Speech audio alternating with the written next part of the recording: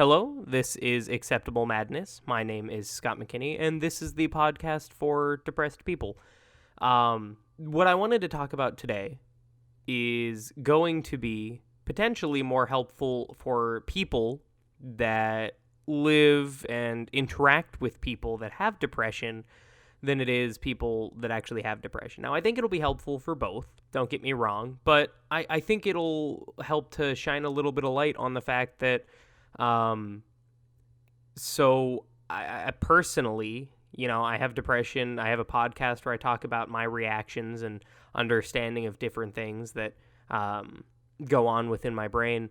But at the end of the day, I feel like I don't know anything about how my brain operates. And it's a strange feeling because you would think that with depression and living with something and, dealing with something that you have, you'd think you'd start to gain some sort of understanding for it. And really, I feel like every day, it's just me taking more steps into an uncertain mess that is my mind and hoping that the steps that I'm taking are the right ones. And I never know what the right steps are. I never know why my brain's doing the things that it's doing and why it's telling me to do the things that it wants me to do. And I want to shine some light on what exactly it does to me at different points and how it affects me and how I still have no idea what's going on. And so the title of this podcast, this episode, is Depressive Fits. And that's what I'm going to talk about is something that I've kind of titled Depressive Fits, at least in my own use of it. And basically, I can say with certainty that I am depressed all the time. There are good days and bad days, just like anybody has, but it's like an extra variable. It's like a little additive that makes the good days a little worse and the bad days a lot worse. And every single day that I'm alive, I think about how I wish I could just have this whimsical,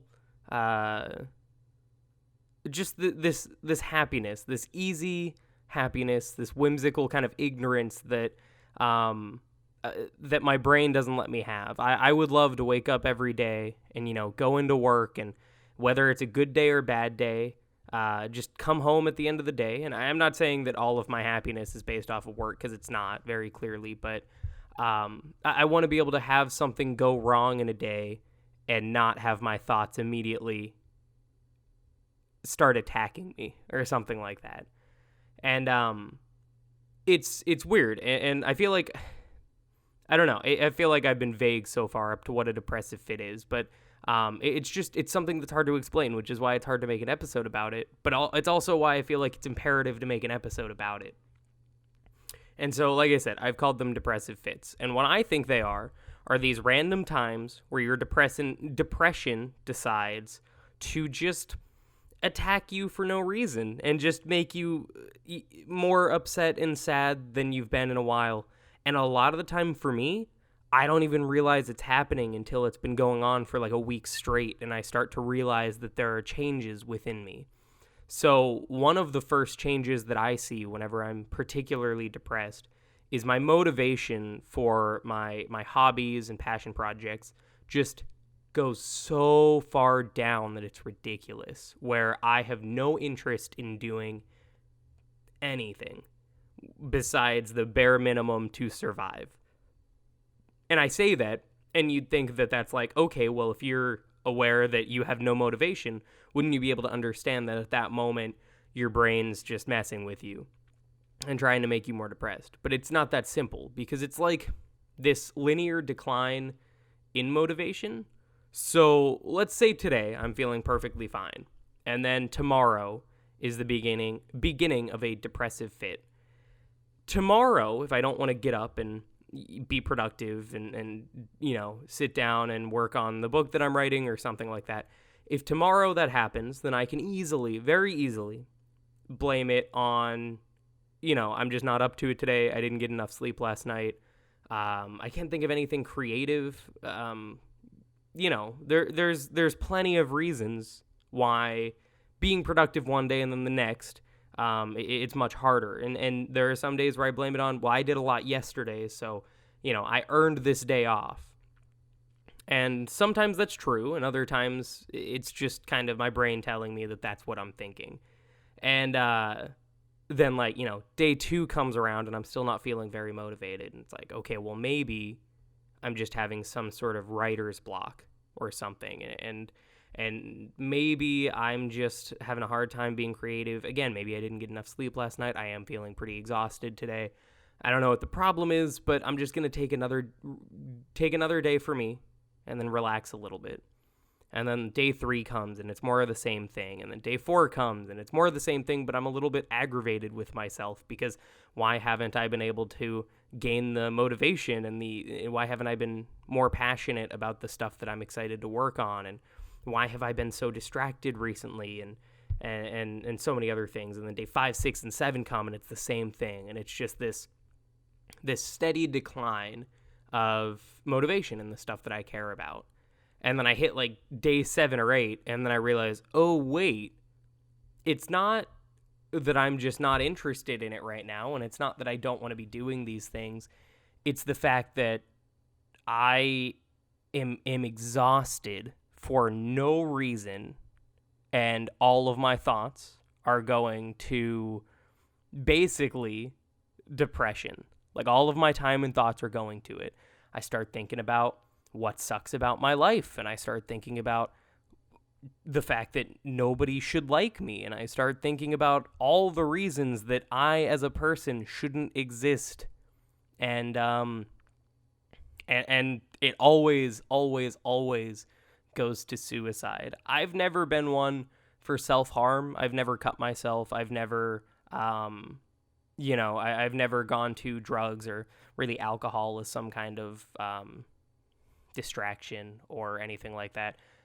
But my thoughts always go to suicide.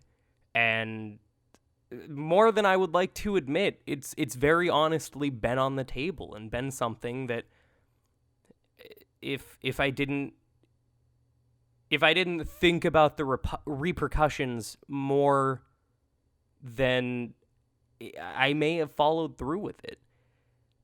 And it's weird as someone that can, again, very openly say that they have depression and talk about it. It's weird to think about the fact that I have these depressive fits, these things where a week or 2 or 3 at a time, I have no motivation. And it's not the fact that I have no motivation just because of a bunch of excuses. It's the fact that I'm having a really hard time getting out of bed, and I'm just trying to blame it on everything else. And then eventually I realize that it is depression. But it's super weird to be this open about it and this vulnerable with it and not understand any of it. When they start, why they start, if there's a particular reason that they start, if there's a trigger that I could maybe avoid, if there's a way to get out of them faster. And again, just, is there something going on right now? Is there a particular reason that I feel so down in the dumps? And it's so strange to me, as someone that deals with it, that I don't understand any of it. All I know is that sometimes I want to kill myself, and other times I want to kill myself a little bit less. And it's so weird to me that I don't get it. I'm 22. I know I'm pretty young. But you'd think that, you deal with this for a while. I think that mine basically started in 8th grade. Now, I don't know how old I would be there, but was I 14, 15, maybe younger, maybe older? I don't know. But so I've been dealing with this pretty extensively for 8 years, about, I don't know, maybe 9, going on 9 at the very least. And I don't know, I'm no wiser about any of it. I mean, the first 6 years of me having depression was just me. I didn't think that it was anything. I just thought that the world was terrible and that my life sucked all the time and that the world would be better if I killed myself and that if I was not a part of it, it would be better. And then I hit a point where I became a bit more self-aware and a bit more mature and able to think about, well, wait a second, maybe it's not the fact that I just want to kill myself. Maybe it's the fact that there's something genuinely going on in my head that doesn't make any sense. Maybe there's something going on there. And for a while, I actually blamed it on seasonal depression, because that makes sense. That's easy to blame it on. You just look at, okay, well, it's winter, the sun's not out. I know that a lot of people get a bit more sad in the winter because the sun really is a good way to, boost morale and make people feel better. And my skin's dry and my lips are chapped all the time. So, like, the overall quality of, I don't want to say that the quality of life lowers, but the overall just, I don't know. If a lot more effort goes into the winter, like, in the summer I wake up and I throw gym shorts on and a t-shirt and I'm ready to go outside and I don't have to do anything. And in the winter I have to wake up, and getting into the shower is hard because crawling out of the covers is really difficult because it's cold, and then you have to get the shower, and no matter how hot or cold the shower is, when you get out, you're freezing because it's cold outside, no matter what you have the thermostat in your house sent to.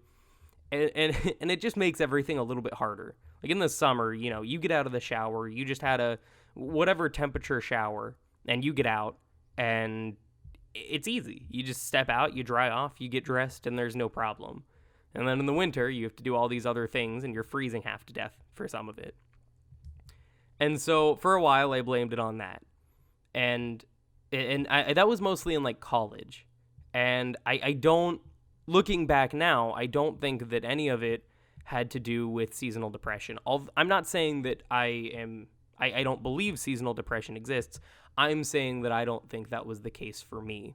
For me, I was just depressed and hadn't really thought about it in the correct ways yet. So I actually went to my college's like personal counseling, and I met with a personal counselor, therapist, whatever you want to call them. And we sat there and talked about what was going on. And I never like openly admitted or told him the thoughts that were going on. I was embarrassed to say that I have thoughts frequently about suicide and killing myself, because the thoughts are peculiar. I don't think everybody thinks about killing themselves all the time. I'm sure that it comes across people's heads sometimes, like they have a particularly bad day and they're like, well, wouldn't it be easier if I was dead? But then that's the extent of the thought, and that's all they think. But for me, sometimes I have a bad day and go, wouldn't it be easier if I kill myself in this way, at this time, at this location? And this is what I would write to say goodbye.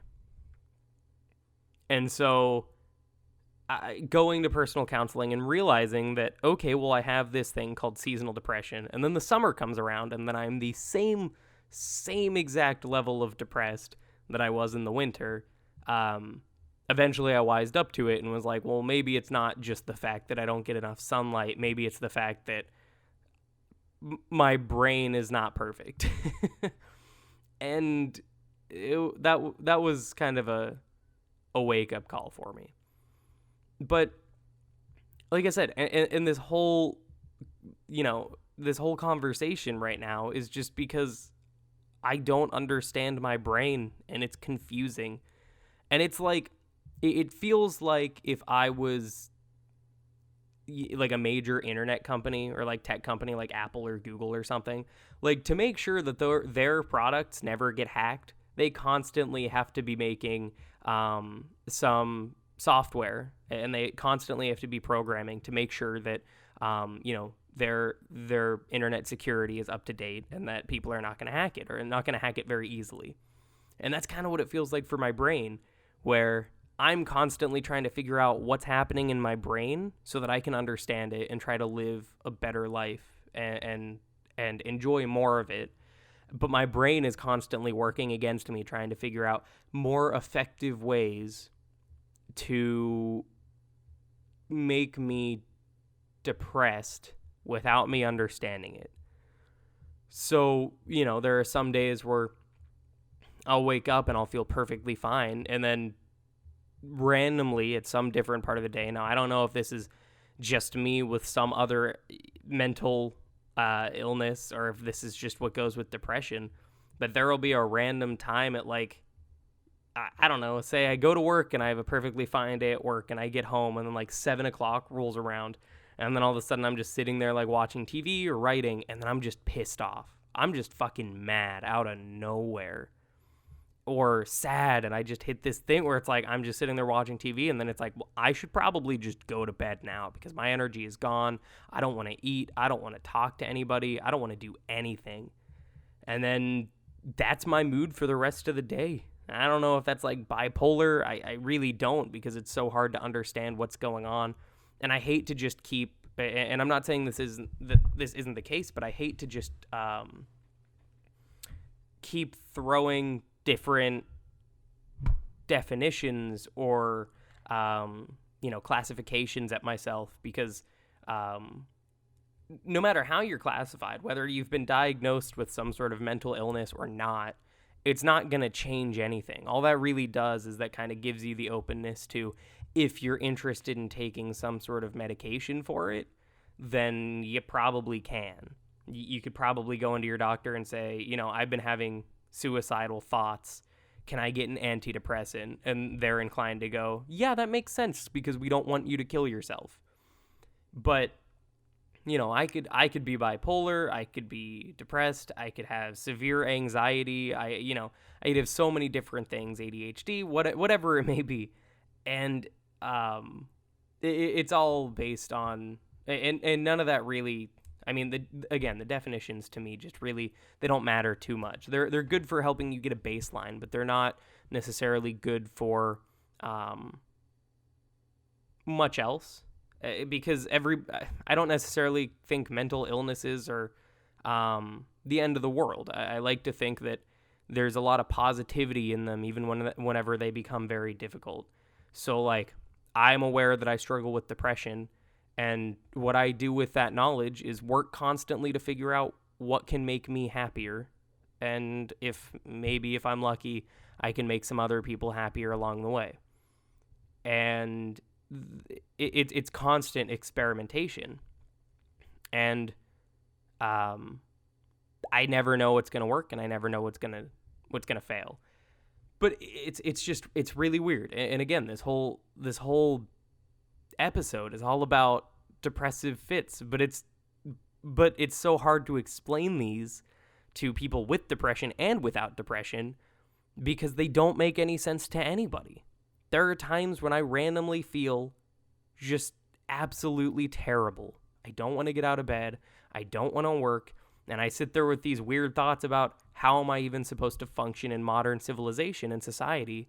Because I'm incapacitated with depression, and getting out of bed is this huge struggle.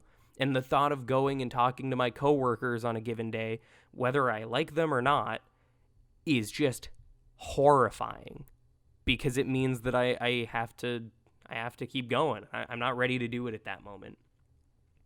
And it's just it's so weird that I never feel like I'm learning anything else about it. But it's also kind of cool. And I know that sounds weird, but it's cool to know that there's so much to learn about my own brain and my own way of thinking and how I function. That alone is one of the things that keeps me going, because finding happiness is not very easy for me. And I don't know if I could be happier easier. I think I'd take it for granted. So those moments where I wake up and I'm not in the middle of a depressive fit, and I get up and I have a cup of coffee and I just sit there and read, or I've been playing a lot of Zelda on the Switch that I got for Christmas. The days where I wake up and can do that and just feel blissfully happy, like it's great. And then I start thinking about the fact that I'm happy and I'm not depressed, and then I get confused, and then I get anxious, and then I get depressed again. But for that small amount of time that I I can basically pretend that the outside world doesn't exist, and I can pretend like my mind isn't a masochistic piece of shit. It feels really good. And then, whenever, again, I eventually do realize that, depression sucks and it's always going to keep coming back, that challenge to get to that next area of just bliss and happiness and relaxation, it's going to take a lot of work and it's hard, but I know I can get there.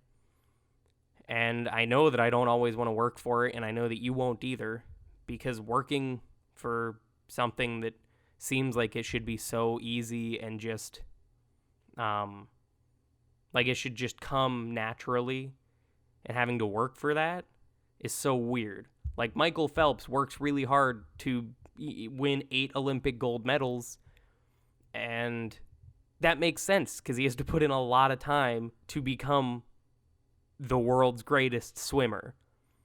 But I wake up and I have to put in so much time, just constant effort, to be happy. And that's such a pain in the ass that it makes it really hard to want to do that.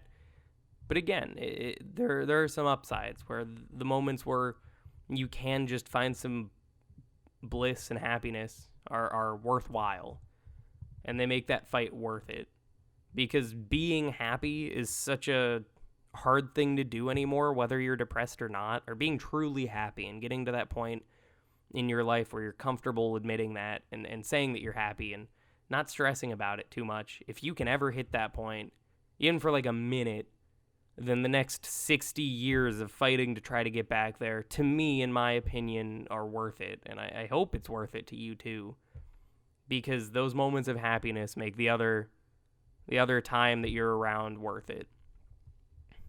So, and like I said, I don't know how to get there. It's not always easy. Today was, it was a good day, but there's always anxiety and there's always pressure to do better as a person. And so it was okay for a little while, and then I started to feel it again. But for a little while it was kind of nice. It was worth it. And the fact that I'm able to have those days, even if they're only occasionally, is what keeps me going. It's the thing that makes talking to my parents and, trying to figure out how to be in a relationship with my girlfriend, it's the thing that makes all those worth it and all of those more satisfying. And it's something to work for, even though I have no idea how to work for it because my mind is such a mess all the time. And I don't know. I feel like this episode has been such a tangent. Like, it's just been so random the entire time. But I can't think of a more appropriate way to talk about depression and depressive fits than having it make no fucking sense. Because that's it. It makes no sense ever. Whether you have it or whether you deal with someone that has it. And I'm sure even if you don't have it, you deal with someone that has it. Because it's such a prominent thing. And I just can't explain it in a way that doesn't seem like an incoherent mess. And that's weirdly poetic for a mental illness that makes you think about suicide all the time. So, keep working at it. I know that you try every day to be happy. I know that I do too. And I know that some days are harder than others. But it's out there. And if you don't get it today, that's okay. Don't hold it against yourself. If you don't get it tomorrow, that's fine too. Like I said, there are some times where there's weeks or 2 or 3 at a time where I don't feel it. And then randomly my brain decides to stop being an asshole for a little bit, and I feel it. And the 3-week wait to get there was hard as hell. But, you got there. Just don't do anything to hurt yourself. Ever. Even during that 3-week dry spell of constant depression. Because if you can make it to that one day where you're feeling good and able to kind of just be happy about the places and the things and everything around you and the people, then on those days, that's when you think back and go, you know what? I'm really glad I didn't act on that. And I'm really glad I'm still around today.